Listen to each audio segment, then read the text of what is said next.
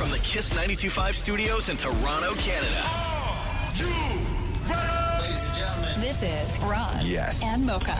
it's Roz and Mocha. What's going on? Hey guys, this is Bruno Mars. This is Selena Gomez. Chainsmokers. Lady Gaga. Calvin Harris. Celestia Cara. This is Ed Sheeran. You're listening to my boys Roz and Mocha. Roz and Mocha. My boys Roz and Mocha. The Roz and Mocha Show. Between Roz and Mocha, who is your favorite? Mocha. You guys are so funny, man. Congratulations, Lisa! Wow! You just won $1,000. It's amazing. Y'all just made my entire morning. Keep it up. You guys are awesome, man. This is the Roz and Mocha Show podcast. Hey, Mocha. Yeah. You ready? Let's do the news. The Roz and Mocha Show podcast. News break. Sylvester Stallone just made a cash offer for a $24.95 million Hamptons mansion for his daughters. Yo, Dad of the Year. Brand new, newly built mansion, 11,600 square feet, over 1.12 acres, 8 bedrooms, 9 bathrooms. Woo. He hasn't even seen it. What do you mean? He I know you have did pictures? He did 2 video tours and made a $24.9 million cash offer after 2 video And tours. his kids are young. Like, I think the youngest They're is like around my 20, age. 22 to 28, I believe, right? Yeah, I think one of them's my age, actually. Yeah. Yeah. Yeah. Damn, that's Didn't nuts. even see it. Bro, Didn't baller. get on a plane to go out there to even be like, 'Cause oh, where is yeah. he's based out of He's where? at least- Miami? no, Or I think LA? they moved to New York. Maybe they didn't. One of the families moved to New York. They left. But yes. Damn, baller Yeah. move. Right? Straight cash. Dude. Don't ask my dad if he wants to do any video tours coming up. Dude, $24.9 million cash offer on a video tour. Yo, that's amazing. This is the Roz and Mocha Show podcast.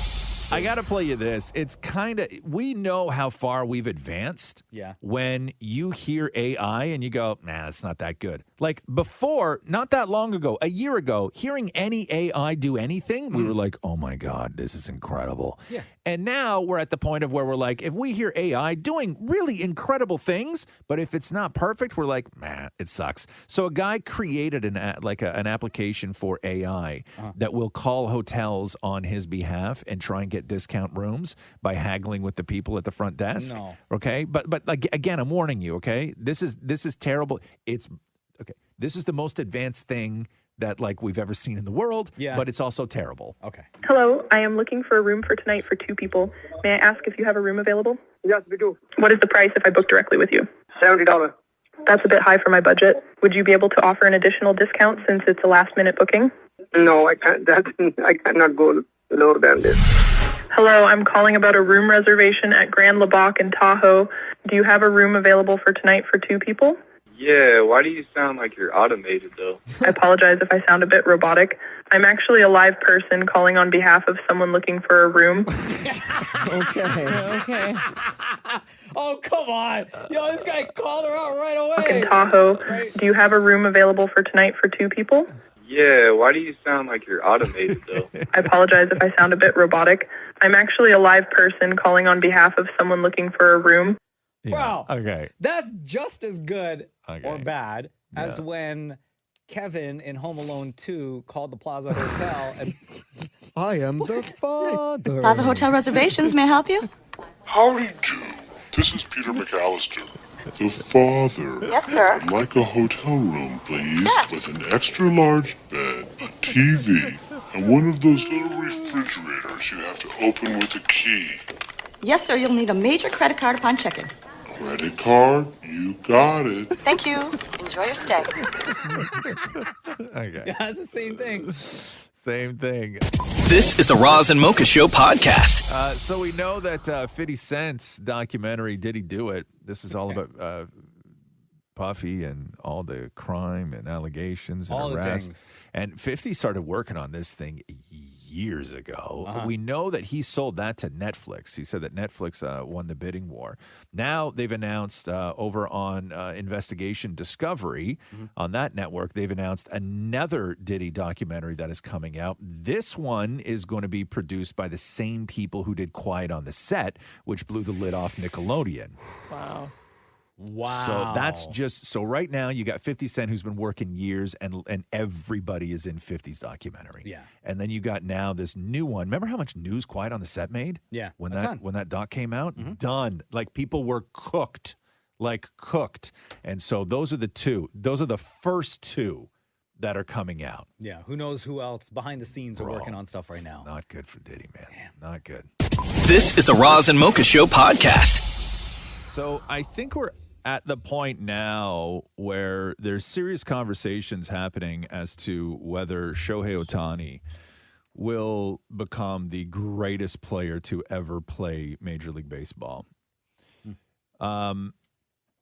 So last night was an insane game, like an insane game. So he went 6 for 6, 2 stolen bases, 3 home runs, 10 RBIs. They clinched a playoff spot, beat the Marlins 20-4. 20? No! 2-0. Beat the Marlins 20-4 in that game. Play the clip of his last home run. Ohtani sends one in the air, the other way, back it goes, gone! One-of-a-kind player, one-of-a-kind season. Shohei Ohtani starts the 50-50 club.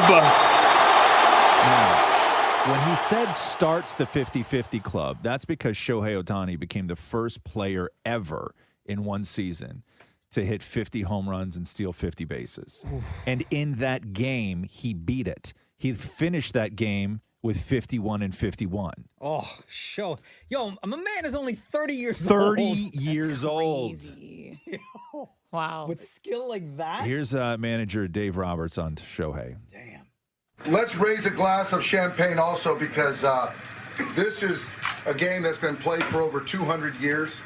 And he has done something that's never been done in this game. And it's really unprecedented. And so, Shohei, cheers to you on something really spectacular, man. Congratulations. Bro. Remind everyone again, what was it he did So in the game? last night, he stole 2 bases. He went 6 for 6 at the plate with 3 home runs and 10 RBIs. In one game. In one game. And he's 30 years old. Bro. L.A. Dodger, by the way. Yeah. Shohei Ohtani. So he's 51-51. 51 home runs, 51 stolen bases. And the final score of that game against the Marlins? 20-4. Yeah. The Roz and Mocha Show podcast. Netflix revealed that Sabrina Carpenter is set to star in her very own holiday special called The Nonsense Christmas with Sabrina Carpenter. The Post read, "This is really going to jingle your balls." They said that it features unexpected duets and comedic guests that you will not want to miss. This drops on Netflix on December 6th at 9 p.m. Or 6 p.m. 9 p.m. Eastern. Sorry, there you go. That's all right. She had a monster every year. Of course she was going to do a Christmas special. Yeah. The Roz and Mocha Show podcast. Sean Diddy Combs is on suicide watch as he awaits trial in the Metropolitan Detention Center, the MDC. This according to People magazine. It is not known if Combs is currently suicidal or how long he's been on suicide watch, but sources tell People that it is for preventative measures as he is in shock and his mental state is unclear. During a court hearing, his lawyer asked the judge for him to be transferred to a prison in New Jersey. The decision was ultimately left up in the hands of the Bureau of Prisons. The MDC, where Diddy is right now, houses 1,600 inmates, as we know, many of whom are awaiting trial. It's also known for being dangerous and understaffed with a high number of deaths and suicides. His attorney wrote that several courts in the district have actually recognized that the conditions at the MDC are not fit for pre-trial detention. So there you go with that. Yeah. The Roz and Mocha Show podcast. Saturday Night Live. So they're going into their, what's the big anniversary? Is it the 50? Is that what So it it's is? been on for, so it's interesting. It's been on for 50 years, but they're going into their 49th season. Okay. And Lauren Michaels and Michael Che were doing an interview with Variety, I think, and they talked about who their sort of white whales were, who the people that they'd always wanted to host the show and have never been and were never able to land them. Okay. So Lauren Michaels said that, quote, "We tried very hard for Clint Eastwood, particularly in the 70s. Movie stars in that period did not do television. Occasionally they did it with us, but there was a real chance of being humiliated in front of millions of people. And we don't pay anything, so you'd have to do it because you were game for it." So Clint Eastwood is Lorne Michaels' white whale. Michael Chase says, "My white whale at this point would be Denzel Washington.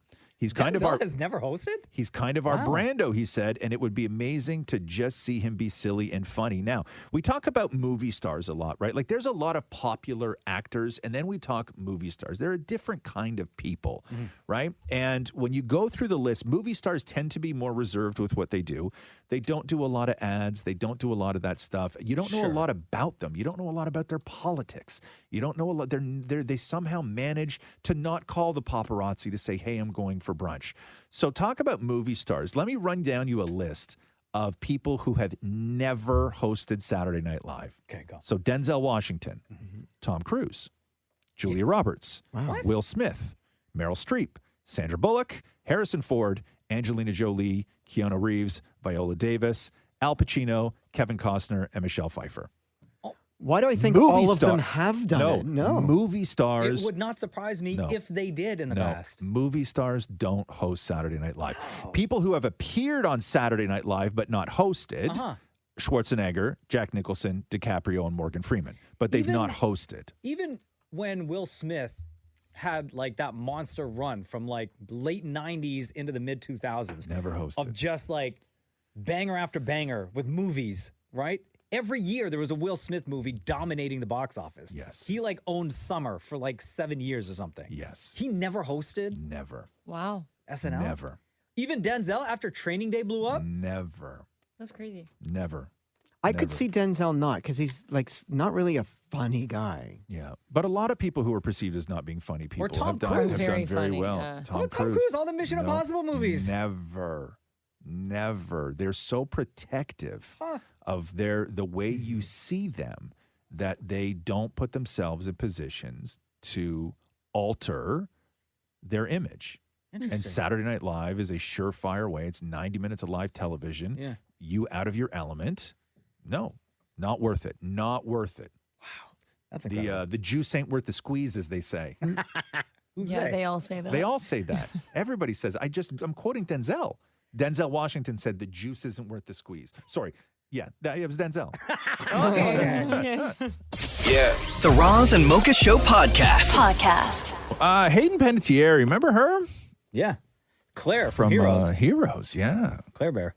I don't know if people know that show because it was kind of like a one and done with another bad season afterwards, right? But that first season of Heroes was great. Amazing. No, they did like 3 or 4 seasons of that show. Yeah. Oh, did they really? Yeah. But then it just like went downhill. Yeah. It wasn't the same. So she did an interview with People magazine, and everybody was very concerned with her because it was an on-camera interview. And she looked great, but her speech was incredibly slurred. So here's a little bit of Hayden Panettiere talking about her daughter. Beautiful, and she came out just like me.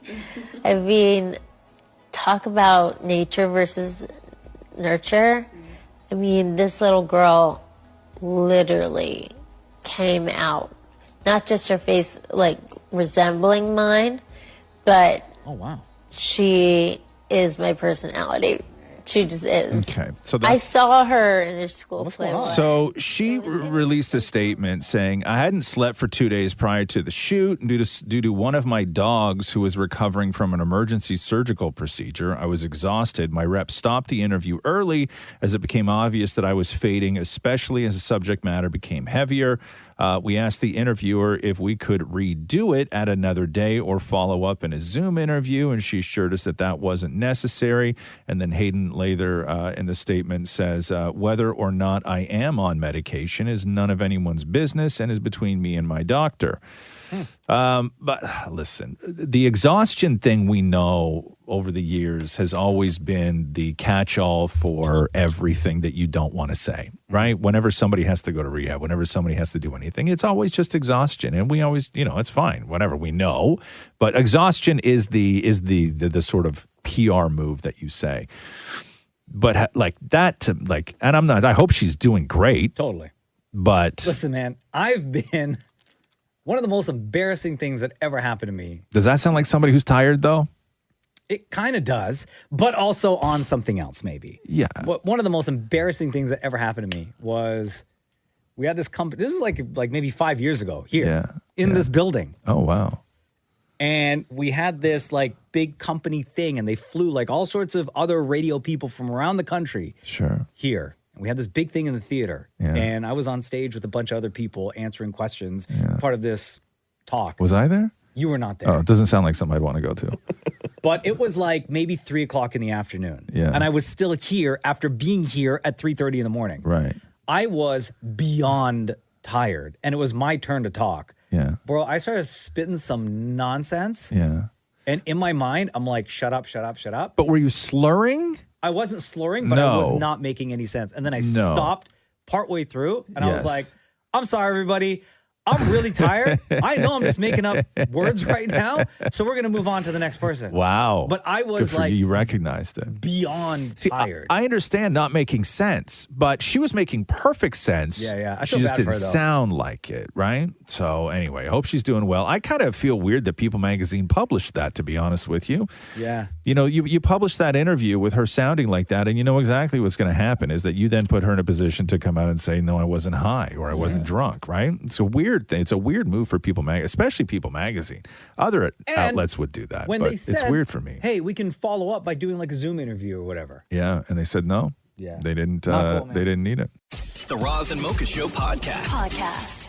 Oh my God, this Janet Jackson story is crazy. So I see Janet Jackson trending all weekend. Bro, I this didn't even is have the wild. time to go and look. Well, what happened? She It's- fighting with Kamala Harris or so something? the craziness of the Jacksons is like you don't get it anymore, right? Because Janet's she keeps to herself. Michael's gone. The other ones, who whatever, right? Every now and then you hear from one of the kids. But they were much more sort of forward facing in the media like 4 years ago. Now they all sort of have like gone off and they're just like everybody's quiet, right? So Janet's doing an interview, and when she was asked about the upcoming election, the interviewer noted that America could be on the verge of voting in its first female black president. And Janet says, well, you know what they supposedly said? She's not black. That's what I heard, that she's Indian, talking about Kamala Harris. When the interview responded that Kamala, is actually both, Janet said, her father's white. That's what I was told. I mean, I haven't watched the news in a few days. I was told that they discovered her father was white. And then after repeating that Kamala is of dual heritage, the interviewer asked Janet whether she thinks America is prepared to see her in office. And Janet said, I don't know. She added, whispering, honestly, I don't want to answer that because I really truthfully don't know. I think either way it goes is going to be mayhem. So then her rep, this guy named Mo El Mazari. Yeah. So he's acted as her manager in the past. He's credited as a producer on her upcoming documentary. He's given statements about Janet in the past. He releases a statement that says this: Janet Jackson would like to clarify her recent comments. She recognizes that her statements were based on misinformation. She values the diversity Harris represents and understands the importance of celebrating that in today's society. Janet remains committed to promoting unity and understanding. So, Variety reaches out to the rep. They find out that rep, that guy, is not actually authorized to speak on Janet's behalf. And he now says, I no longer work for her. I was fired by Janet and Randy after attempts to improve her image in front of public opinions and her fans. Wait, who's Randy? Her brother. Oh. Yeah, right? Her fans, and this is something I do not deserve. So he had no business releasing a statement, but I guess he's like still loves her and wants her to like keep a clean image. So he decided to, on his own, release a statement. And then Janet came out to say, no, that statement doesn't represent how I feel. So Janet said all this stuff, and still, not only did she not just let it go, she shot down the apology. Double down. Oh, right? wow. Oh, my God. The Roz and Mocha Show podcast. Man, all these old clips of Diddy popping up everywhere, huh? So this one is a clip from 2002 where Diddy was on Conan O'Brien back when Conan O'Brien had a late night show, and they were going through all the things that make a Diddy party legendary, because that was the thing. Everybody globally knew that like these Diddy parties were legendary. And so here's Diddy is talking to Conan. We need alcohols. Right. Alcohols. Right. Not just one alcohol. Alcohols. Right. Just Plurals. different blend. You need the ladies, you need the booze. You need some water. For watering plants? No. I don't know if guys have noticed this. Like, a lot of ladies drink water at parties. They just, so you have, if you don't have what they need, they're going to leave. Right. Got to keep them there. Right. You need locks on the doors. Okay, this is sounding kind of dangerous now. It's a little kinky, but rock with me. But just check it out. You need a lot of heat. A lot of heat. Yeah. Heat. You mean that physically the place has to be hot? You don't have no air conditioning. No air conditioning. No. Why is that? Heat affects the alcohol, and it also affects, like, everybody gets a little bit more comfortable and loose. Builds up a nice little sweat. That just sounds disgusting. What are you talking about? Depends on the way you look at it. Depends. Oh, people start getting gets kind of sexy. Is that what you're saying? Yeah, you sexy. Okay. This guy's just giving up all sorts of evidence now. Yeah. So the other question is, why did Usher delete his entire Twitter feed? And then I guess he apparently didn't. So his Twitter feed disappeared. His Twitter disappeared. And then yesterday, I guess it reappeared, and Usher wrote, "Account got hacked, and damn, y'all ran with it." So I guess everybody was saying that he deleted it because he was worried that there's stuff on there. But he, I guess, inactivated it. Maybe they went through and cleaned up some old stuff, did a deep dive, did a bunch of searches, everything else. And then here we are, it reappears. So who knows what was scrubbed? No idea. But it is interesting that there's not anyone who has come out to defend Diddy. There's not anyone who is associated with Diddy that didn't know, that has even come out to say, yo, I had no idea. Like when Bill Cosby was accused with massive amounts of evidence, people came out to defend Bill Cosby, that he still had people who defend him. When Harvey Weinstein was accused, Donna Karan, Oliver Stone, Lindsay Lohan, they all defended Harvey Weinstein. Mm-hmm. Not one single person has come out to defend Diddy. Shem. I'm going to tell you, I think the release of that video, it was like a month ago, where he was seen throwing Cassie around, that did him in terms of people publicly defending him. Because once that's out, I mean, I know these new allegations are different, but I think once that video came out, how do you defend somebody with that out there? But not one person has come out to defend themselves. There's a lot of people who are named. There's a lot of people who have for years been in Diddy's circle. Mm-hmm. Not one of them has come out to say, yo, I'm not part of this. I knew nothing. There are a lot of pictures and videos that have been coming out. I think the thing is that if they come out and say I didn't do anything, and then they have evidence that they did, it looks worse. So maybe staying silent is like what their PR agencies are telling them to do. Well, of course. But what I'm saying is that, so are we then now to believe that everybody who you think may have been involved is in a way involved? 100%. If you were at any of those parties, you were 100% involved and okay with everything that happened that went in there. You know. Whether you took part or not, you were there. Yeah. You knew what was going on. With all the bottles. The Roz and Mocha Show podcast. Lenny Kravitz is back with the big scarf. So years ago, Lenny Kravitz made a bunch of news because he was walking down the streets in New York and he had this scarf on, and this scarf must have been about 12 feet long and about 4 feet thick, and he just wrapped the whole thing around like his neck, and it was hanging down super low. It looked like Photoshop, but it was real. Does he do this every year at fall, Maurie? Is that the deal? It's the second year. The second year. So Lenny Kravitz puts the big scarf back on, likes to do a welcome to fall message for people. Grab your big scarf. It's the first day of fall. Good for him. Lady, big up, lady. How old is he? Is he again? He's in his 60s. He's in his 60s. That guy looks amazing. 60 exactly. He is 60 exactly, huh? I saw him. He performed at the Singapore Grand Prix last night. Really? Uh-huh. Yeah. Yo, this guy, I'm telling you. Bro. Kravitz is a man. He's not right. There's something weird. Like he has figured something out. And doesn't he live like in Colombia or something like that? On like some horse farm where he's just like remote and lives alone. Like it's weird, You know what that is? man. No stress. You don't age when you stress. Yeah. Or you don't With all his leather pants and leather shirts. Bro, you got no mesh shirts. Oh, mesh shirts Yes, and leather pants. mesh sorry. shirts and leather That's pants. the cheat code right there. The Roz and Mocha Show podcast. So Justin Trudeau is in New York meeting with the United Nations General Assembly, and I guess there was supposed to be, or maybe still is, this no confidence vote that's going to happen this week where... Does it mean you vote when you're not confident? Yes. No, you have no confidence in them, basically. So it's put forward saying we've lost confidence in this government, and then everybody votes, and if it's all a yes, we all feel the same, then the government tumbles, and then there's an election, but the bloc, who are separatists and have way too much power, are going to block it, and so is the NDP.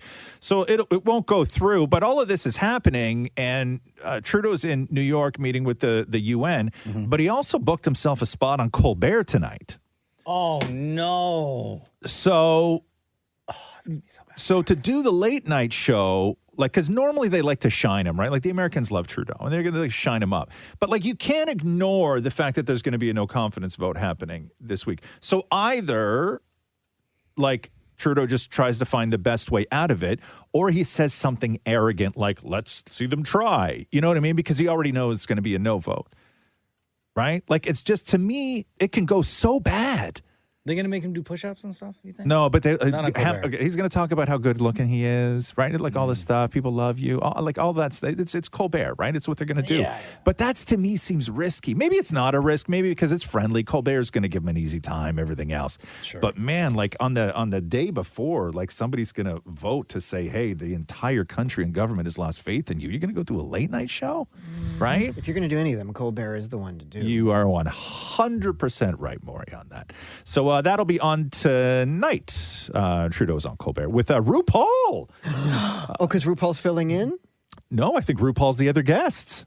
Oh. So I think it's Justin Trudeau and RuPaul. That'll there you be go. fun. There you go. Justin RuPaul. Oh, which is interesting because Justin Trudeau was a guest once on Drag Race. Yeah. Ru Trudeau. The Roz and Mocha Show podcast. Oh, so Lizzo was jumping on social media to sort of shoot down her trolls or whatever you want to call them. Lizzo posted a video a little while ago where she had lost like a ton of weight. And then somebody wrote on her social and a set of new pictures, Ozempic or Coke. Oh, God. And then Lizzo posts a picture and says, when you finally get Ozempic allegations after 5 months of weight training and calorie deficit. So she's saying she's natty. As opposed to Ozempic, which, listen, everybody is doing Ozempic. I don't think that she or anybody else should have to say they're not, but whatever, it's their choice. But I'm looking at this date where she's like 5 months of weight training and calorie deficit. May 24th is when South Park released that episode called The End of Obesity, where they said the new weight loss drug that everybody was using was Lizzo. Do you remember this? Which of the drugs are you on, Sharon? Ozempic, Mounjaro? Oh, no, I talked to my doctor. He said insurance would only pay for those if I had diabetes. But if you can't afford them, then how are you managing your weight? Don't you know, Sheila? Now there's a whole new obesity drug for those of us who can't afford Ozempic and Mounjaro. I've controlled all my cravings to be thinner with Lizzo. It's Lizzo. FDA-approved Lizzo makes you feel good about your weight, and it costs 90% less than Ozempic. I've lowered my standards and my expectations. It's Lizzo. And then, case studies, 70% of patients on Lizzo no longer... And then Lizzo saw that and responded. But remember at the time, we were like, I don't think she fully understood because she sort of took it as like, oh my God, I finally made it to South Park. Yeah. So here was Lizzo's Has reaction. been actualized. I've been referenced in a South Park episode. I'm so scared. That's crazy. I just feel like, damn, I'm really that bitch. I really showed the world how to love yourself and not give a f*** to the point where these men in Colorado know who the f*** I am and put it on their cartoon that's been around for 25 years. I'm really that bitch, and I'll show y'all how to not give a f***, and I'm going to keep on showing you how to not give a f***. Oh, Lizzo, bitch.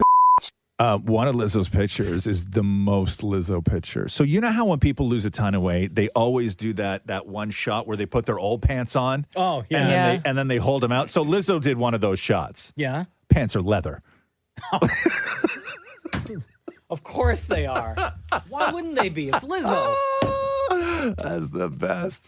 She looks good. She looks good. Lizzo. The Roz and Mocha Show podcast. Taylor Swift skipped Travis Kelce's football game yesterday. Trouble in paradise. When was the date where that fake agreement said that they were going to break up? Do you remember that? I thought it was like this weekend. Yeah. What was the date? What was the supposed date on that? Or was it the 26th? What was the date? Where let they me said find that they were supposed to break up. Anyway, so she wasn't there. She was back in New York City. She had a dinner with some friends. Gigi Hadid on Saturday night.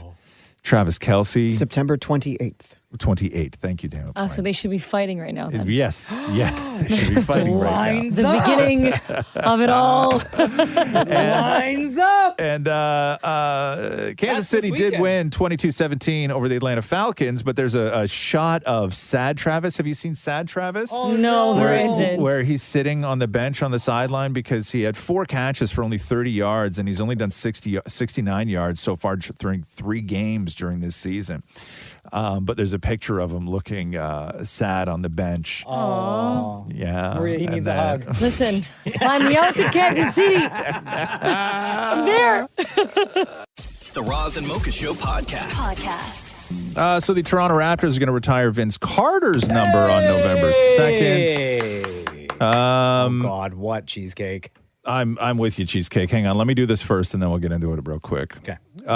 So they're going to do a whole celebration on the 30th anniversary of the Toronto Raptors, including, I guess, a jersey or a new logo that's going to have the iconic between the legs dunk from the 2000 dunk contest. The Raptors are retiring this on November 2nd because they're going to wind up sort of jumping the gun on Brooklyn, who's going to retire his jersey on January 25th. So 2 teams. Carter? Yeah. Oh. Yeah. Hold up. Okay. Hold up a second. Okay. So hold on. Now I got feelings. Yeah. A lot of people are saying that it should have been Kyle Lowry's jersey number as their first number because the Raps have not ever retired a number before. Mm-hmm. Isn't Kyle Lowry still playing? He is. He is. Yep. Chicago, right? No. Not Philly. Chicago. Philly. Yeah. Yep. So when it comes to retired numbers, right? Like by multiple teams. So there's going to be 2 teams, Toronto and Brooklyn, that have retired Vince Carter's number. And I'm not clowning on Vince Carter, right? He's 21st in all-time points for the NBA. Why Brooklyn, though? I don't know. He sort of revived his career after. Yeah, leaving but he the didn't make Raptors. that much of an impact. So Vince Carter, okay, never been to an NBA final, never won a conference final. 2 teams will have retired his number. And I'm not clowning on Vince Carter. I'm just saying, does Vince Carter's name, so there's 16 players that have had multiple teams retire their jersey. Okay, I'm going to run through a few of them. You tell me if Vince Carter belongs on this list. Charles Barkley, Shaquille O'Neal, Dikembe Mutombo,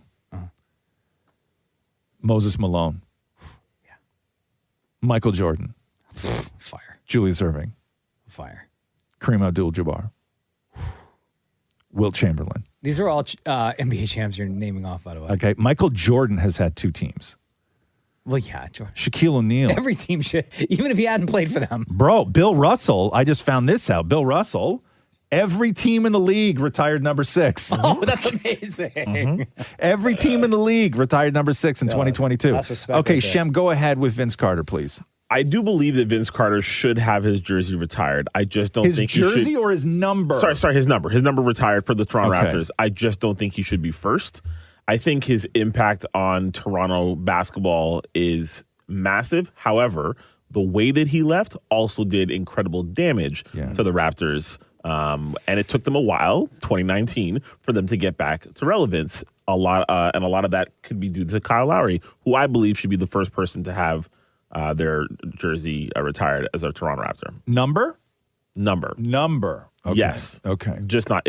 Vince should. Let me be very clear. Yeah. Vince absolutely should. But not before have Kyle. But not before Kyle. Right. Yeah. Right. Everybody forgot how that all ended. Everybody now is just going back to the beginning and how he put Toronto on the map, right? And how we took this team and made it into something, and they forgot how he left. Nobody remembers how it all ended. Ended. That's it ended, crazy. Nobody's playing that clip. When he was publicly stating, where he was like he stopped trying. Yes. Remember how big that story was? Yes. Which is one of the worst things you can do in sports, right? To just stop while he was still on the trying. team. Yes. It's wild. While It's he was still on the crazy team. to me. He just stopped trying. Yeah. So you say Kyle Lowry, Shem. Absolutely. When though? When should Kyle Lowry have his jersey retired? Yeah. The second he's done playing. The second he's done playing. Absolutely. Okay, I gotcha. That's crazy though, huh? The Roz and Mocha Show podcast. Mike Tyson, I guess that Jake Paul fight is still happening. It's November 15th. It's coming up. November 15th, AT&T Stadium in Texas. Mike Tyson. You still coming over? Me? No. No, are we still coming over? To my house? No. I mean, yeah, of course. What did I say? I don't remember. Did I say I was going to have people over? Yeah, you said you were going to have a party. No, I didn't. First Yeah, of all, now I and know you're you're gonna cook no. for you? Now I know you're lying, Maria, because I never would have said I'm having a party. Maria, you just ruined. Yeah. Okay, there you go. Follow my lead. See, I did follow your lead. It's not my fault he doesn't throw parties. Nope. Anyway, so that's not happening. Mike Tyson on with Jimmy Kimmel last night. I don't look at this like it's going to be easy fight. This guy is going to be prepared. I'm prepared for it. Sure, he's going to be prepared. He's probably a brick every day. Well, that's part of fighting. I'm nervous too. But are you? Yeah, but the closer it gets to the fight, the least nervous I get. Are you training hard? I'm training extremely hard, yeah. How many hours a day? I start at 11, and I might leave the gym at 5. So 6 hours straight, or is there a lunch break? A small break after I finish doing my boxing. I get a massage for an hour. Oh, no. And then I go back. Then I go right into strength and conditioning. Are you smoking weed and stuff during this? Well, not really. But I have smoked, but not anytime soon. Will you be high when you fight Jake Paul? Oh, I'm going to be so high off life, yeah. 60 years old, man. I don't know. That's crazy to me. He's still fast though. I've seen the videos. No, of him training. he's still very, very fast. Like he's still got it. But any 60-year-old going against a 27-year-old, it's not like. No, I know. It's definitely he's not not gonna cause damage. lock. He's not causing damage. Right? Yeah, I don't know. And quickly before we go, there was something I wanted to say. Hold on one second. Oh, man, I lost it. Don't. What? Hold on. There was something I literally just had it here. I read it and I was like, oh, Mocha would love that. And then.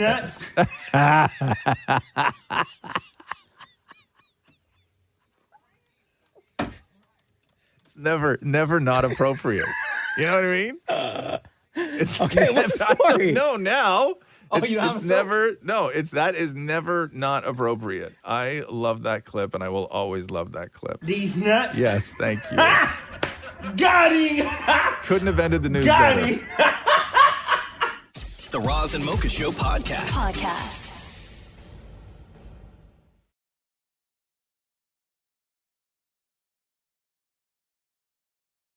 Netflix, a lot of fans are pleading with Netflix to stop romanticizing serial killers and especially making them hot. So with Monsters out right now, and then we had the Jeffrey Dahmer story where that young actor played Jeffrey Dahmer, and then before that they had Zac Efron playing Bundy? Ted Bundy, and now they've just cast Charlie Hunnam in the Ed Gein movie, which is going to be Monsters Season 3. And if you look at a picture of Ed Gein and then a picture of Charlie Hunnam, it's like Charlie Hunnam should not be playing Ed Gein, right? And Ed Gein, like Charlie Hunnam's too hot. like you got to stop hiring these guys who who is it? Ed are Gein? sex symbols. I understand a lot of actors are good looking. That's how you get ahead in the business. But like you don't hire a guy who like people lust after. Like there's a lot of competent actors who could have played Ed Gein that aren't Charlie Hunnam, that have that audience, because you need like a unknown. I mean, they kind of got the same eyes. Yeah, but I don't think you do that though. Anyway, so Ed Gein, by the way, was the real life inspiration for both Norman Bates from Psycho and Buffalo Bill from Silence of the Lambs. He was the real life guy who was making the suit. Oh. Okay. Yeah. And lamps and couches and vests and belts and ties and chandeliers and everything. Who's this guy? Louis Vuitton of skin? Yeah. Yeah. Imagine what his house looked like when they walked in, right? Ooh. Yeah. And also Eric Menendez has slammed Ryan Murphy for Monsters, saying, I believe Ryan Murphy cannot be this naive and inaccurate about the facts of our lives so as to do this without bad intent. He goes on to say, I believe we had moved on beyond the lies and character portrayals of Lyle, creating a caricature of Lyle rooted in horrible and blatant lies rampant in the show. I can only believe they were done so on purpose. It is with a heavy heart that I say I believe Ryan Murphy cannot be this naive and inaccurate about the facts of our lives without doing this without bad intent. This was on his Facebook. I didn't know they could have Facebook in jail. Yeah, you get a lot of stuff, I guess, when you're in that sort of security level. But here is Ryan Murphy talking about the criticism from the Menendez brothers. Listen, I think it's really, really hard if it's your life to see your life up on screen. I think that it's been 30 years around since that case. I think that's hard. The interesting thing that I think about Monsters this season is it's a Rashomon kind of approach where there were 4 people involved in that. 2 of them are dead and 2 of them are alive with the point of view. But what about the parents? We had an obligation as storytellers to also try and put in their perspective based on our research, which we did.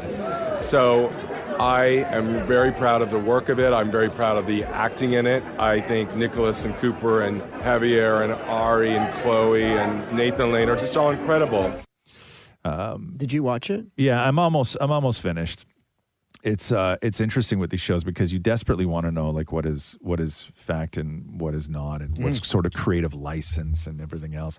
I need to know if they really played Milli Vanilli at their mom's funeral. They did? They did. It's funny because when I watched this whole thing, I was on Google throughout the entire thing, and it was proven that they did. Yeah. What song? Girl, I'm gonna miss you. No. Yeah. Terrible. And it's such an awkward scene in the show too. Right? Yeah, he goes up and does like a speech about his mom, and he's like, I just got one thing to say. Girl, I'm gonna miss you. And then he cues the DJ. No. Yeah, in episode 1. In the church. Yeah, it was episode 1. Yeah. Anyway, so there you go with that. The Roz and Mocha Show podcast. The NHL Face-Off Inside the NHL premieres October 4th. This is that reality series that they do on Prime, and it's incredible. You watch the show, right? Yeah, it's really, really good. Like, it's done so well. There's 6 episodes. William Nylander in episode 1. It's the Best of Rivals featuring William Nylander and David Pasternak. And damn it, Maurie yesterday got a chance to catch up with William Nylander. William, congratulations. The episode was absolutely incredible. How hard was it for you to allow cameras into your life? And what do you want people to get out of watching this episode? No, I think it was fun. So it wasn't anything really hard, and they did a great job. Yeah, just to see everything around hockey and what goes on away from what's happening on the ice. So everything around that, I think, is what people will enjoy. Spoiler alert, the end of your episode is the end of last season. Was it difficult to watch that disappointment? I stopped watching it after I scored in Game 7. Oh, jeez. William, what made you want to participate in this documentary? You know, growing up watching the shows, following all the teams that were playing the Winter Classics and stuff like that, was very fun as a kid watching that. So I think giving that back a little bit to the younger generation and being able to see what's going on off the side, and I mean, it was fun. When your family sees this, is there anything they're going to tell you or point out, like you should have cleaned the dining room table, or anything they're going to mention? Probably. I mean, when I was hurt there watching one of the games at home, I had a huge box of Krispy Kreme donuts on the table. I guess I didn't make the cut. Nothing wrong with that, bro. You wish that there was something like this available for when you were growing up, something you could watch?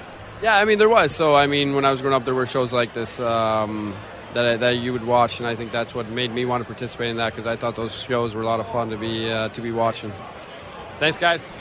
So October 4th on Prime. And for any Leafs fans, there was that one clip from last year where William Nylander looks like he was yelling at Mitch Marner on the bench and told him to, like, I don't know what he said, like, shoot the puck or shut the F up or stop crying or whatever. I think it was stop crying and shut the F up. Yeah. I think that's what it was. And they actually have that. Like they were mic'd during that. So I think that is actually in this episode. I saw the first episode. Yeah. So that's in the episode. Can't wait to watch it. Yeah, there you I'm go. into that. There you go with that. The Roz and Mocha Show podcast. Oh, Twitter's going to remove being able to block people. So X, they're going to get rid of the blocking feature on Twitter. Not allowed to block people anymore? No. So what you are allowed to do is you're allowed to block people from commenting, from liking and send you DMs, but you're no longer going to be allowed to block your tweets. Oh, so anyone could see everything all the time. So your haters will still be able to see your tweets, screen grab it, repost it that way. Your haters will still be able to see your tweets, but they will not be able to interact with your tweets. But you cannot access. Yeah, you can't shut somebody out completely of your timeline as far as that goes. So yeah, anyway, that's Elon Musk. The Roz and Mocha Show podcast. Public service announcement to any megastar, whether it be in the world of music, Hollywood, acting, sports, anything like that. Leave your social media accounts alone for the next little while. Don't do anything to your social media accounts, because if you do, people online are going to drag you into this Diddy thing. So we know Usher had his account. He said it was hacked, whatever. Who knows? Now it's back, I guess. Who knows? But Pink deleted 4,000 tweets. Wow. She left up 2 retweets, one from 2016 and one from 2017. That's the only thing that exists on her Twitter timeline. And everybody's like, oh, what's going on with Pink?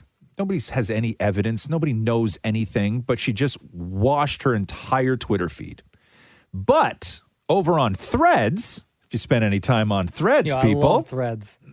Guys, I love Threads. Over on Threads, 2 days ago, there was a post by a guy named Damon Elliott. Okay. Damon Elliott is a Grammy-winning producer, Oscar-nominated producer, and I believe the son of Dionne Warwick. Verified on both Instagram and on Threads. Okay. And he wrote this 2 days ago. Diddy story. I went to Diddy's house one time with Pink for an after party. Oh, no. After a very popular club we frequented, my instinct told me to leave even though I really wanted to stay. I felt vibes like something creepy was about to happen. I have heard lots of stories before social media from people who have no reason to embellish the truth. With that said, glad I never stayed, because a lot of you who were, quote, the mega producers and artists back then took the bait and now have to deal with the truth. Jeez. Yo, man, enough people know. Right? Everybody's going down. Yeah. But also, why Pink's name in that story is completely irrelevant. Completely irrelevant to the story.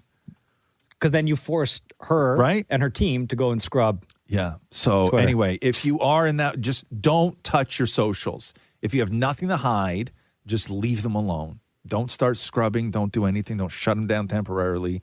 Just leave them. The Roz and Mocha Show podcast. Big Ed from 90 Day Fiancé. So it was a huge thing earlier in the week. Ed was doing a meet and greet with fans at a sandwich shop in Florida. And he met this fan named Portia. And then they had this whirlwind romance. And 24 hours later, they were engaged, and he made her an engagement ring. 4th engagement, by the way, for Ed. It made her engagement ring out of a paper clip. So here is Big Ed talking about what it was about Portia that made him want to spend the rest of her life with her. What makes this time different? She had amazing breath, and that's not a joke.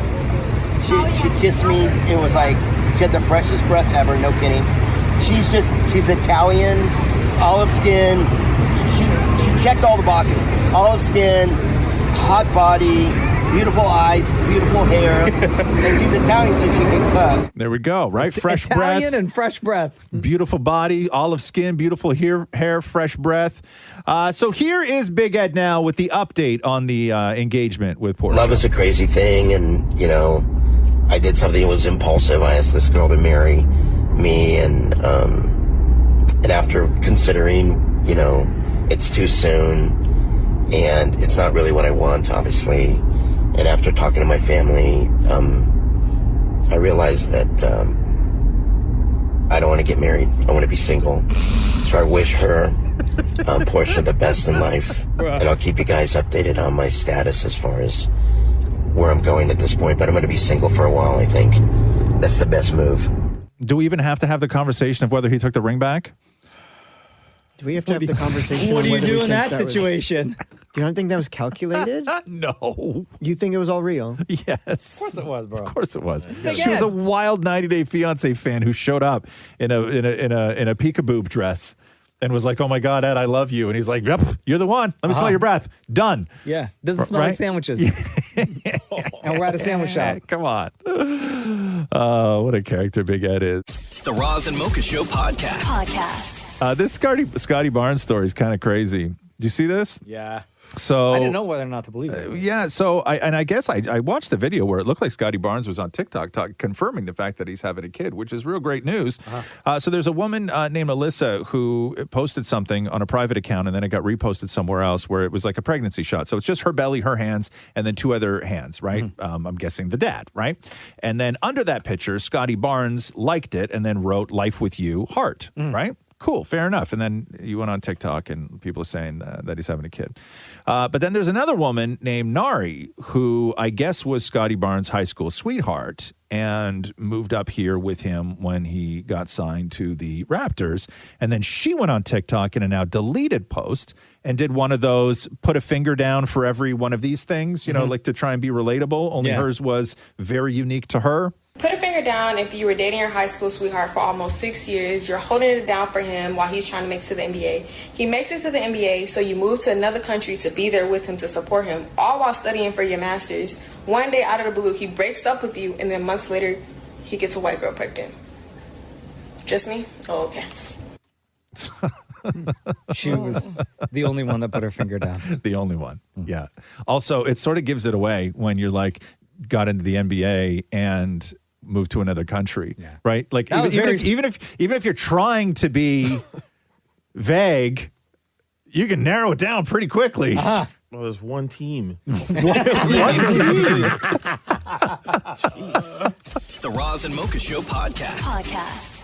Vice's Dark Side of Reality TV. There's a new episode talking about Joe Millionaire. Remember Joe Millionaire? Oh, great show. What was that again? 2003, where they convinced a bunch of women that they were going on a dating show to meet a guy to all try and find love with the Bachelor, who had just inherited an immense fortune.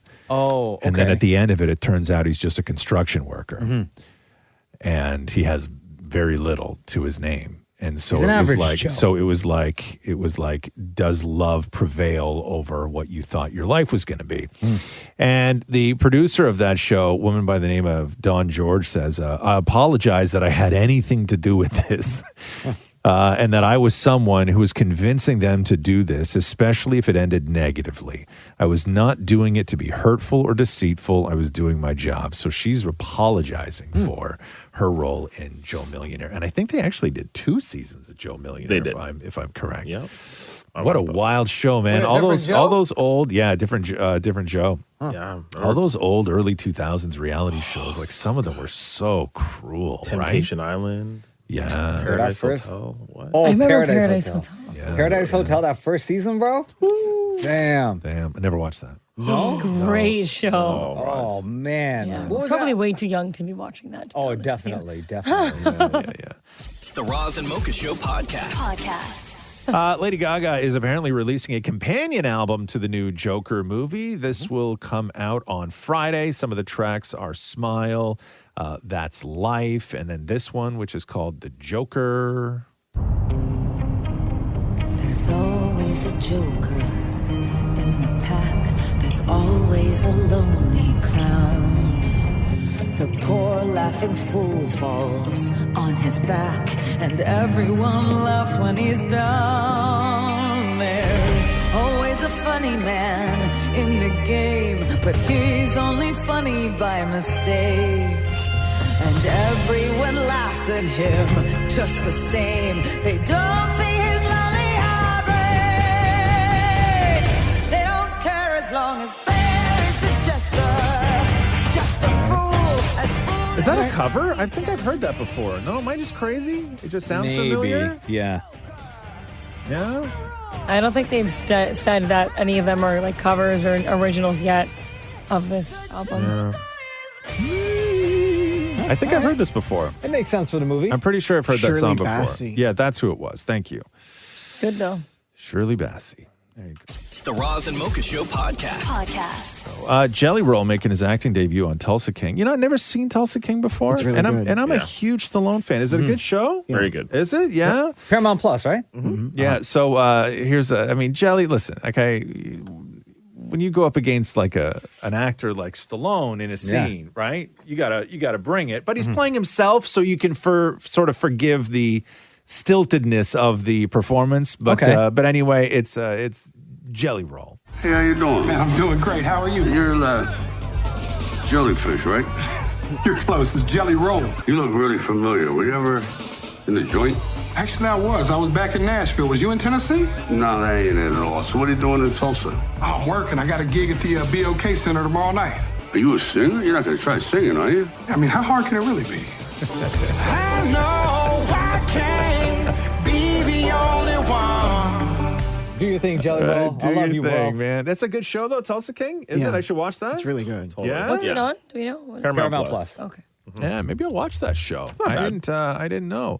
The Roz and Mocha Show podcast. The cause of death for Fat Man Scoop was revealed. Scoop, born Isaac Freeman III, died of hypertensive cardiovascular disease. This is according to the Connecticut Office of the Medical Examiner. They told the New York Times the manner of death was deemed natural. Basically, what all that means is Scoop had chronic high blood pressure and heart disease, so he died of a heart attack. Right there on stage. So there was no sort of drugs or anything else going on. He had a regular heart attack that a lot of big men in their early 50s or mid 50s do. That's it. Got to carry aspirin on you. Well, you got to lose weight, right? Yeah, that too. You gotta lose the weight, especially if you're getting up into your 50s. That's the problem. And a guy like Fat Man Scoop should have been around for a whole lot longer. The Roz and Mocha Show podcast. A 7-year-old kid in the UK was denied a passport because of copyright infringement on his name. So, like Jack Sparrow or something? No. So the kid was born on May 4th. Oh, yes. So the kid's name is Loki Skywalker Mowbray. Okay. And his parents applied for a passport for him, and he was denied because it, quote, relates to a trademark or copyright. They were told that they would have to get permission from Disney or change the kid's name. Oh, that seems unfair. Certainly does. I'm up for it because then everyone's just going to go and, willy-nilly name their kids. Are they? Also, that kid's about to get bullied with Skywalker in his name. I mean, he's 7, right? I'm not now. Yeah. High school. Also Loki. Yeah. Loki's a cute name, though. I like Loki. Yeah, but he's copyright infringement on copyright infringement. Yeah. Those are two separate franchises right there. Yes. One Marvel, one Star Wars. His parents are nerds, huh? Yeah. So I guess that it all did work out where they did eventually get the kid a passport, but it was like super delayed. But I guess you can't do that. I guess they flag stuff like that. Like even with license plates, they flag the stuff like that. I understand that, but it's a name though, right? Think about how many people, nerds out there, would name their kids Loki or Skywalker or like. Not Jedi. a lot, I would say. Yeah. No, nobody's naming their kid Jedi. You never know. I would say there's probably 2. Yeah, 2 Jedi. Yeah, right? But that's what I was saying. If you don't set a standard, then everyone's just going to No, go not crazy. everyone, Maury. Not everyone is not going to do that. The Star Wars nerds. You think everyone is going to start naming Not their just kid Star Wars, Jedi? but other Disney things, maybe like Bambi. Or what if Well, it's no, like... but Bambi's an actual Skywalker is the intellectual property, right? Like Or that's Mickey. that's the problem. Well, no, Mickey's fine, but Mickey Mouse is not fine. What about Simba? I think Simba's fine too. It's because it's a specific creation of intellectual property from Disney. Skywalker. There's only one Skywalker. There's nothing else that is a Skywalker. Oh, that's interesting. Dumbo. I mean, what parent in their right mind, for God's sakes? The Roz and Mocha Show podcast. Phoenix, Arizona suffered a record 113 days straight with temperatures over 100 degrees Fahrenheit. That's 38 degrees Celsius. Wow. They've hit 113 days so far this year straight. That broke last year's, the previous record was 76 days. They crushed that. That was back in 1993. He just killed 256 people so far this year in Phoenix and is the suspected cause of 393 other deaths. Last year in Arizona alone, they reported 645 heat deaths. Wow. And Tropical Storm Helene is growing and strengthening.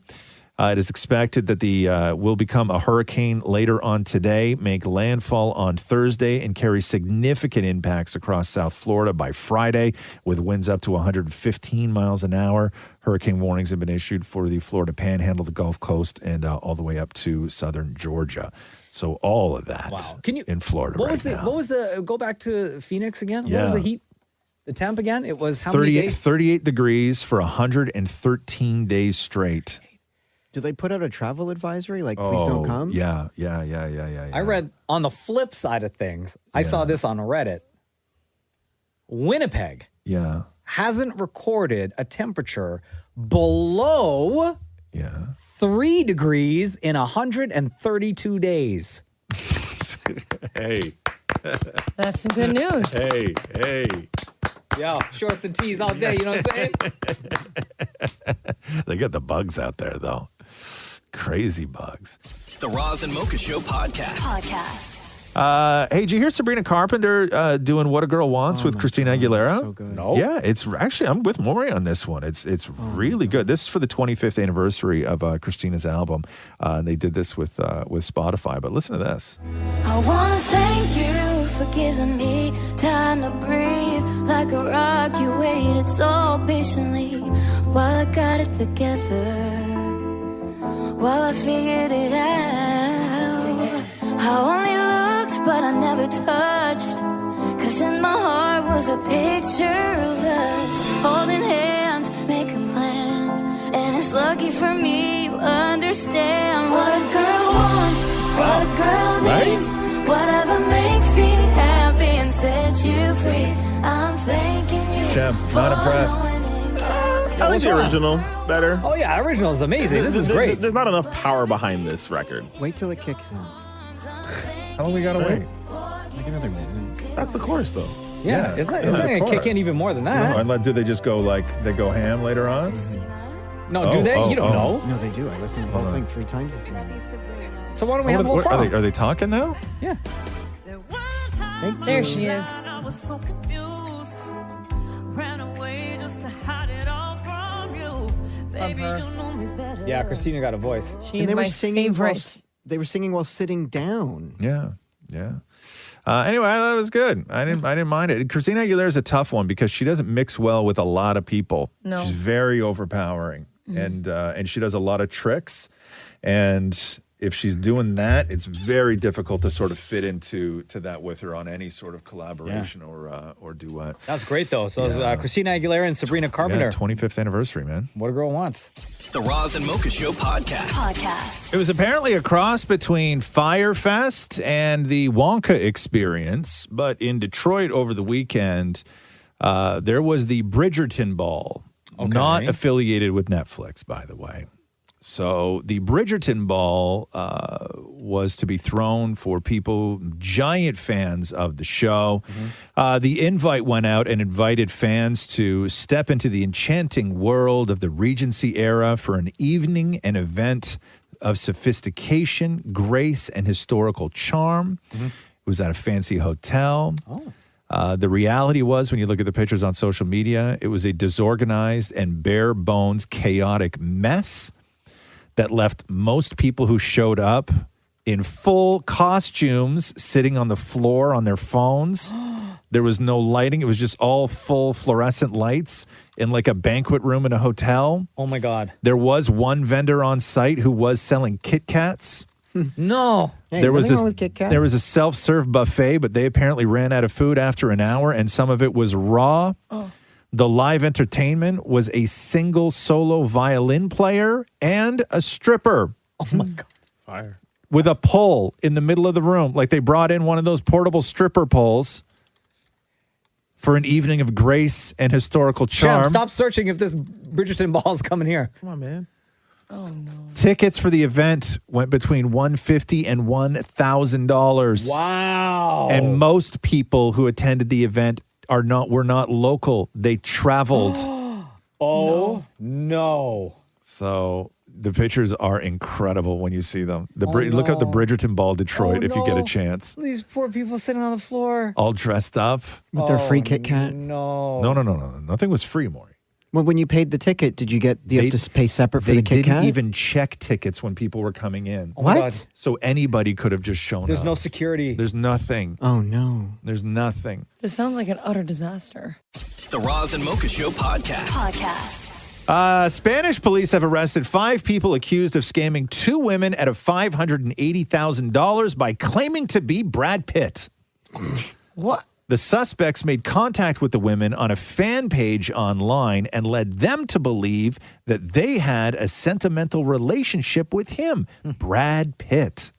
One woman lost $312,000, the other lost $260,000. How do you do this? People always ask. How do you fall for this? How do these scammers know who to scam? Yeah.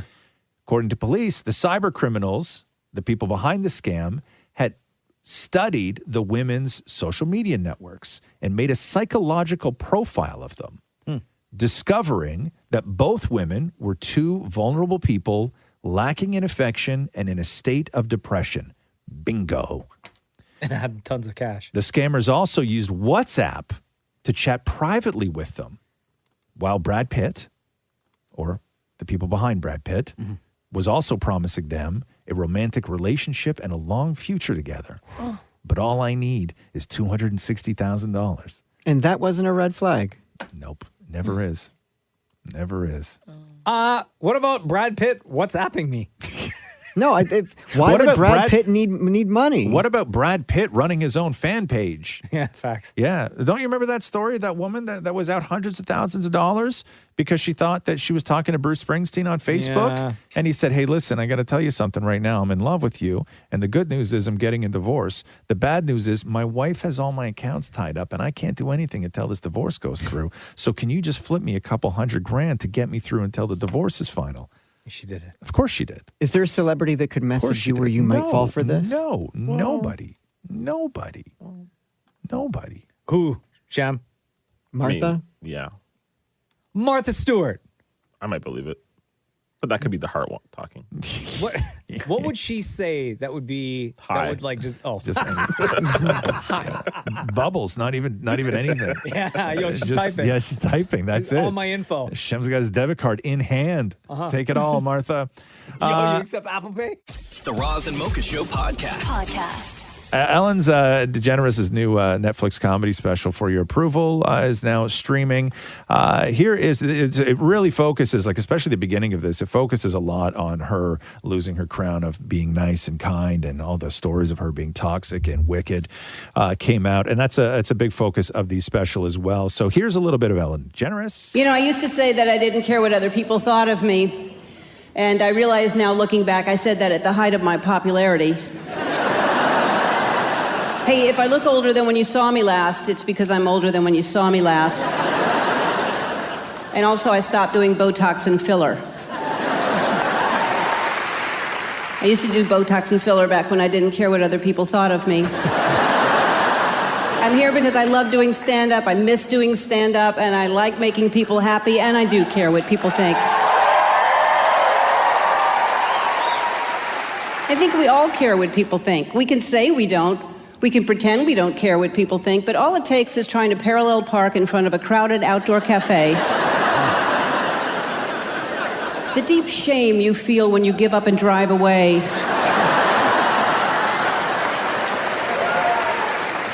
Even if you're meeting someone there, you're like, I'm so sorry, I couldn't make it. And they're like, yeah, you did. I was sitting right there. I was watching you. You're not feeling this, anybody? No. No? I watched the whole thing last night. Yeah, you were feeling it? Did No. you? Yeah, I'm laughing yeah, right now. I mean, Do you want to hear more, Maria? Yeah, but you guys don't want to. I'll watch it on my own. It's fine. I'll watch it at home. Damn. The Roz and Mocha Show podcast. We were talking yesterday that if you're a celebrity, just leave your socials alone. Don't do anything. Don't touch them. Don't delete anything because you're going to get locked into this whole Diddy stuff. Oh, who's next? And it was it found out that Pink had scrubbed her entire Twitter feed and just left 2 retweets out of 4,300 tweets that she had up there. So Pink came out yesterday to address it. And then, because what had happened was over on Threads, there was a producer who had worked with Pink that said that he one time went to a Diddy party with Pink, and then he felt weirded out, so he left. And he's like, all those people who ignored all this stuff, like, you're going to have to now face the consequences, all this stuff. But he mentioned Pink in it. And it was a real weird thing to do, to mention Pink. Anyway, so Pink addressed the whole thing yesterday. He probably just did it for clout. He doesn't need, he's been nominated for an Academy Award. But to say, like, I was there with this famous person. Like, look who I know. Yeah, maybe. I don't know. I mean, he's won a Grammy. He doesn't seem like a clout chaser to me. He's Dionne Warwick's kid. Like, he really doesn't seem like a clout chaser. Anyway, so Pink addressed this yesterday. She goes, I don't know why I became a headline this week, but I wiped my Twitter account in February. So I guess nobody had noticed. Shows you how much people look at Pink's Twitter feed, I guess. Yeah, and then she goes on to say... We still love you, though. We still do, totally. She goes on to say, there is no truth to the rumors spread this week. And while I've met people in passing, I'm not associated with any of the people mentioned. Quote, unquote. Okay, then. So that's like... I guess how you address it, yeah, right? Sure. Yeah, whatever. What are you going to do? It sounds like she wrote it versus a PR person. It sounds very much she wrote it. Yes, exactly. But also to, nobody even wants to mention Diddy because then as soon as you search Pink and Diddy, that's going to come up. Like it's so, oh my Pink God. Diddy. It's so bad, man. The Roz and Mocha Show podcast. Maurie, who is Joe Locke? Joe Locke stars as Charlie in Heartstopper, one of my favorite shows on Netflix. Season 3 comes out next week. He's also the new star of Agatha All Along. Oh, yeah. Agatha All Along is out. I forgot about that. Disney Plus. Yeah, because new it's episodes been every Wednesday. It's just been so long since WandaVision, right? Like almost 4 years since WandaVision. One of the cool things over the years, talking to anybody who's ever been affiliated with the MCU, is how good of a secret keeper they are. Because some people within the MCU are awesome, and some people are not. And watching people screw up in interviews and doing the massive amount of press is always great. So here is Joe Locke talking about the secrets you must keep for the MCU. Holding Marvel secrets or MCU secrets from family and loved ones, is that like the hardest thing you've ever had to do in your life? It's actually quite fun because like sometimes I'll like I've got friends that are like really into the MCU and sometimes I let some little things slip and they're like, oh, tell me more. I'm like, no.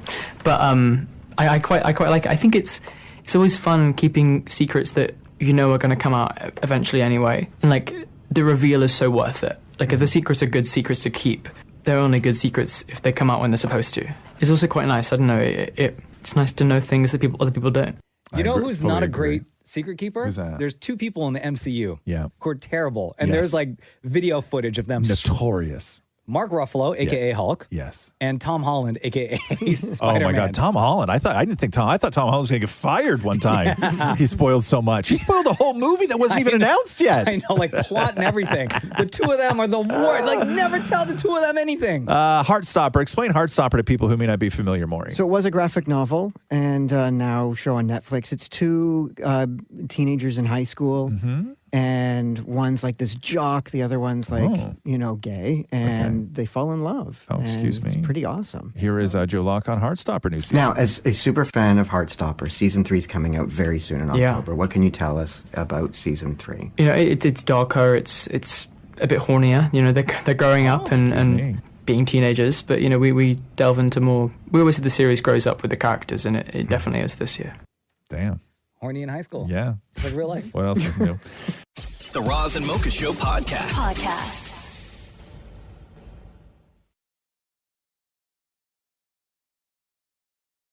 Jelly Roll wrote a song for Bunny XO, his wife, and she posted a teaser, and now a lot of people are all pissed off. Why? Well, because they feel that they'll never have somebody in their life as talented as Jelly Roll to write a song about them. Oh, got it. Yeah. Woman, without you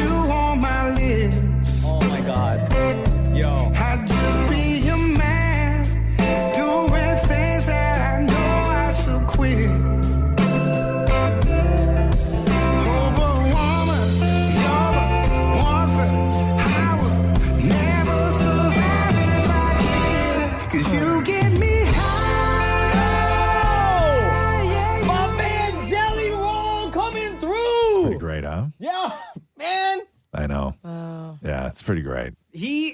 I don't know. I got feels for Jelly Roll. Yeah.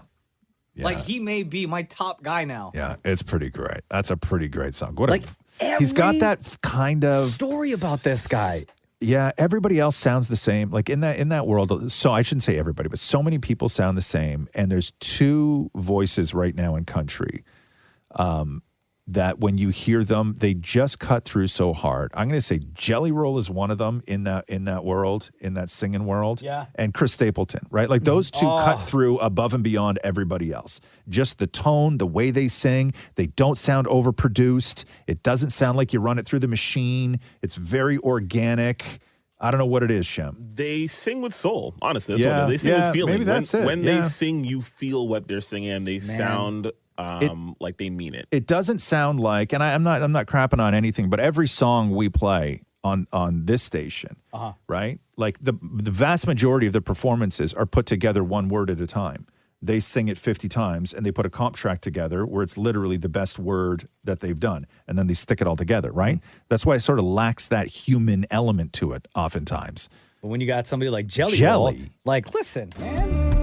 Woman, without you on my list. God, I want this song now. I know. I'd just be a man. Like, release the album already, Jelly Roll. It's good. No, I should quit. He's so good. Yeah, you're right. It's soul. They just sing with soul.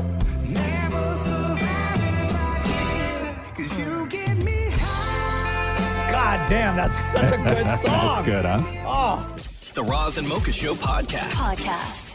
Hurricane Helene, which as of right now is a Category 1, is on track to intensify quickly into a very dangerous Category 4 hurricane by the time it makes landfall in Florida later on today, this evening, with official forecasts and warnings describing Helene and its likely impacts as catastrophic, life-threatening, and unsurvivable. Oh, my God. The governors of Florida, Georgia, and North Carolina, and South Carolina, and Virginia have all declared states of emergency ahead of Helene's landfall later tonight. As of this morning, Helene was located about 350 miles southwest of Tampa and is moving towards the northeast of Florida. So, oof, my God. Even in Mexico, like down in the Quintana Roo area state where Cancun and Tulum are, it didn't even hit there. And when you look at like the flooding that happened, and they didn't even get touched, they just got like the outskirts of it. It's crazy. They just got power back on. Nobody died, but it is like the flooding is incredible. The Roz and Mocha Show podcast. Lady Gaga was in London last night to do a listening party for Harlequin. This is her 13-track companion album to the Joker. So much of the music from Joker, but reimagined in our own way. And it's got some originals on it as well that I'm so excited for you to hear. This is for all of your uncomfortable dinner parties. Oh, wow. For all your So crazy times. We excited. hope that you will get drunk together and have a good time. And most importantly tonight, you don't need to worry about filming us. We want you to have a good time. Gaga also confirmed that her 7th album, LG7, will be out February 25th with a new single coming soon. Nice. Oh, can't wait. The Roz and Mocha Show podcast. Doug Ford, what are you doing? What happened? Oh, my God. Did you see this announcement Doug Ford made yesterday? No. He's like... What? It's like something a supervillain would do, only for the good. Like if a supervillain had like a change of conscience where they decided to do good things, but they decided to still use their sort of ways of spending ridiculous amounts of money. Like Gru from Despicable Me. Thank you. Yes. Like this is the traffic equivalent of stealing the moon, right? So you get a supervillain where he's like, I'm going to steal the moon, right? And then that supervillain has a change of heart. He gets the girls move into his house, and you get Gru, and then Gru still has that mentality, right? But he wants to start doing good things. So yesterday, Doug Ford has a press conference where he's like, I know a way to fix traffic. We're going to build a tunnel under the 401. What? Listen to Doug Ford. That's why today I'm announcing that our government is exploring the feasibility of a tunnel under the Highway 401. This tunnel would serve as a new expressway for both cars in transit, from Brampton and Mississauga in the west to Markham and Scarborough in the east, connecting with major roads and highways along the way. This tunnel and expressway will cut gridlock, support economic growth, and help get people moving faster. It would literally be, by the way, the biggest tunnel dig in the world, right? It's 50 kilometers. 55 kilometers, I think it is. They right? did this somewhere in the U.S., right? No. They did the big dig in Boston. That one, yeah. Yeah, but that's not 55 kilometers. No, my point is the news talked to people there, and they said it didn't solve anything. No, because listen, everybody knows that if you just sit and add more lanes to a highway, it doesn't reduce traffic. More people just wind up using it. That's not how you fix it. And putting a tunnel underneath the 401, it's just going to be gridlocked. It's not going to fix anything. That's not how you fix things. Remember that time when he used the quote? He said something like, "The cheese slipped off the crackers." Yeah. Yes. Right? For these people, these yahoos. Yes. Bro, cheese slipped off the cracker. There's things you can do immediately. Also, first of all, they're going to start digging. They're doing an exploratory thing, and then they're going to realize, no, it's too much water under there, marshlands and water, all this other stuff. It doesn't matter how far down you bore to do exploratory stuff. It's going to be a disaster. Doesn't it have to pass first? Doesn't everyone have to vote for it in council? Which will never happen? No. It's his government. He can do what he wants, but it's not. A bunch it's not going to happen. Just put trucks on the 407, right? Get them off the 401 and fix Eglinton, please. Fix Eglinton. Well, that's a city. That's a city problem. But I'm sure he has an idea for Eglinton. Yeah, right? I support the tunnel. Right? Go do it, Doug. You support the tunnel? I support the tunnel. Yeah, because you just want to drive in a 55-kilometer tunnel. Yeah. Yeah. Do it. I want to see how long it's going to take. You know what it's like on the DVP, right? Where first of all we have a long stretch of highway. Same thing with the Gardner with no shoulder. Yeah. Right? There's nowhere to pull off. Mm-hmm. Right? Could you imagine a 55-kilometer tunnel where an accident happens? No. You're done for. Just leave it there. You're done. What do they do with other tunnels? Like the Holland Tunnel, is there shoulders there? It's not 55 kilometers. You know how long 55 kilometers? He's talking from here to Burlington. Brampton to Scarborough. But don't they have to have exits? Yes, but still, it's a disaster. First of all, this thing is going to take 55 years. I know. Right? That man going to be long gone. We're all going to be long gone. And I'm not saying stuff shouldn't have been built years ago, right? The problem with building stuff now, okay, I shouldn't say the problem. The great thing about building stuff now that makes it different from back then is back then, okay, you could work non-unionized men to the bone 18 hours a day where building a bridge, 25 guys would die. Yeah. Right? We can't do that anymore. You can't risk your life for a tunnel. No, you can't kill steel workers while building a bridge. Right? David texted in saying, "What's wrong with you, Roz? The tunnel is great." The tunnel's not great. Build it. Come on, Doug. Do it. Build a tunnel. I will use it. The Roz and Mocha Show podcast. Apparently, according to TMZ, they did a Diddy doc, and wait, what? Who did a Diddy document? They did a special. Okay. Yeah. Okay. Thanks for clarifying. Okay. Bro. Okay. Homie. And apparently, Diddy is very eager to defend himself. And according to them and lawyers, he will, in fact, take the stand to tell his story, which, as we know, is a risky move. He wants to set things straight. But he's also going to be cross-examined, and obvious topics include the Cassie beating video, the famous freak-off parties, and accusations that he blew up a car belonging to one of Cassie's exes who still liked him. So apparently all that stuff is going to come out because Diddy wants to testify. They gonna ask about baby oil, you think? Well, you hope. I mean, you have to imagine the baby oil is going to come up because it's such an incredible story. And if you missed it, they found 1,000 bottles of baby oil and lubricant in Diddy's house when the feds cleared it out. His lawyer, by the way, Mark Agnifilo, says, "Hey, man, ain't nothing wrong with 1,000 bottles of baby oil." They call them freak-offs. But, back when I was a kid in the late 70s, they were called threesomes. If these are genuinely threesomes, how do you explain 1,000 bottles of baby oil? I don't know where the number 1,000 came. The U.S. Attorney said it. I can't imagine it's thousands. I mean, you know, and I'm not really sure what the baby oil has to do with anything. They're essentially saying it's a lubricant for an orgy. I guess. I don't know what you need 1,000. One bottle of baby oil goes a long way. I don't know what you need 1,000 for. I mean, shut up, he has sir. a big house. He buys in bulk. You know, I think they have Costco's in every place where he has a home. Shut up. I mean, have you sat in the parking lot of a Costco and see what people walk out of there with? Not 1,000 bottles of baby oil. Facts. I don't think it was 1,000. I think it was. Let's just say it's a lot. Okay, bro, what are you doing? Yeah, you're talking too much, son. Just shut up. That's a lawyer. Yeah. That's your lawyer. Yeah, you're doing too much. Right? Just say nothing. Say nothing. Don't do the interview. Thank you. The Roz and Mocha Show podcast. Anna Delvey did not make it through to the next round on Dancing with the Stars. Anna Delvey, by the way, from that show on Netflix. What's it called again? Inventing Anna. Inventing Anna. She's a scammer and scammed a bunch of rich people out of a whole lot of money. She did Dancing with the Stars with an ankle bracelet on and had to get permission from ICE to fly from New York to California. Like, it was a whole thing, right? Yeah. And a lot of people were pissed off when Anna Delvey was even cast on the show. They're like, why are you rewarding this, right? But she's in sort of like this reinvention stage of her life, I guess. I don't know. Anyway, I guess Anna Delvey knows how she is perceived. And this was Anna Delvey at the end. Normally when somebody's eliminated from Dancing with the Stars, right, they give them the microphone. They sort of talk a little bit about their journey, what they've been through, what it meant, the hard work, thank the fans, everything else. So this was Anna Delvey after elimination. What are you going to take away from this competition? Nothing. There you have it. Okay, so nothing. What are you going to take away from this competition? Nothing.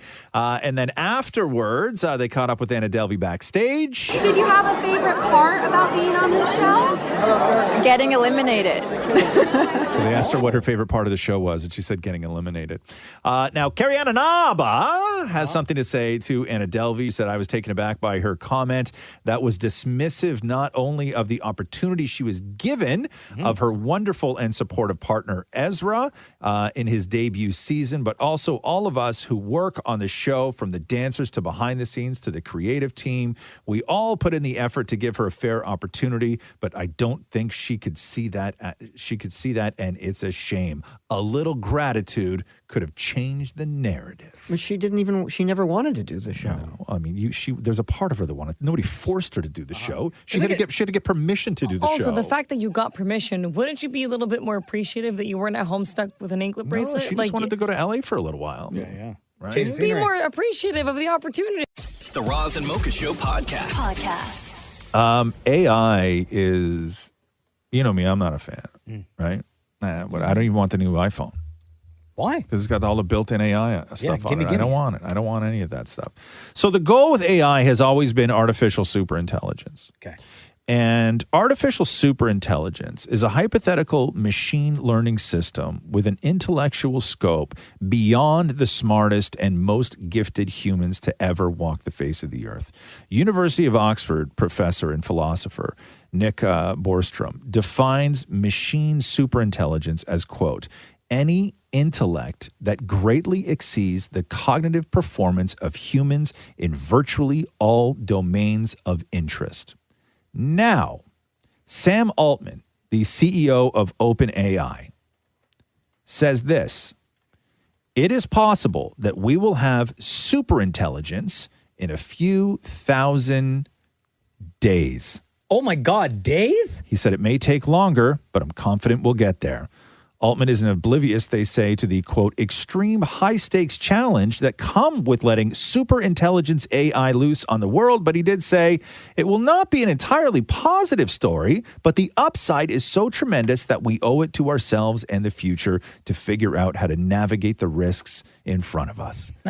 In a few thousand days, according to Sam It's still Altman. 3 years. In a few, okay, so within 3 Whoa, years, that's within 3 years, there will be a machine that will be smarter than any one or any collection of humans that have ever existed on the face of the earth. Great. I can't wait. He said 3 years. Okay, never mind. Yeah. I'm just going to hide quiet. Yeah. 3 years. Forget the math. Is anyone not worried about the AI? Yeah, I know. This is why Shem's going to go first. Wait, what? Yeah. Why am I going first? Because out of all of that, you pulled apart math, Maurie's math. Out of all of that, everything I just said, it stuck out. You're literally concerned. That is not. No. First of all, I'm confused. First of all, if you were going to pull the thing that stuck out, it would be the super machine. Okay. Or the fact that none of it's positive. Exactly. It would be the negative impacts on all of us humans when you unleash this thing onto the world. That's the thing that was sticking out that you should have pulled. These nuts. But you didn't. You actually pulled the small part of the story. These nuts. The smaller thing that stuck out, barely stuck out, but yet you managed to grab onto it. Oh my God, yes. Thanks for listening to the Roz and Mocha Show podcast. Catch the guys live Weekday mornings from 6 to 10 on Kiss 92.5. KISS925.com. Or download the Kiss 92.5 app.